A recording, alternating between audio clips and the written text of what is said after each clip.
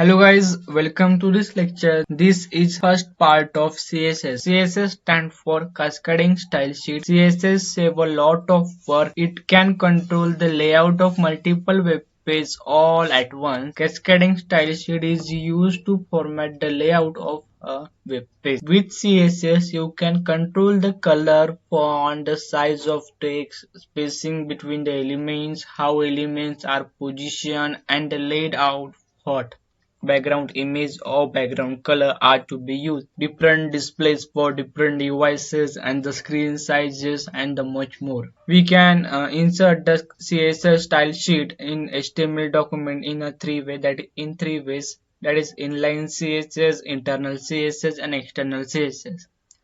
And the next there will be the selector and the declaration. Selectors and declaration that we are seeing Visual Studio Code editor. There are 5 types of selectors. Selectors are used to select the element to give a style to the web page. Selectors are used to select the element to give a style to the web page or element. There are simple selector, combinator selector, pseudo selector, pseudo class selector, pseudo element selector and attribute selector. These are the 5 types of selector.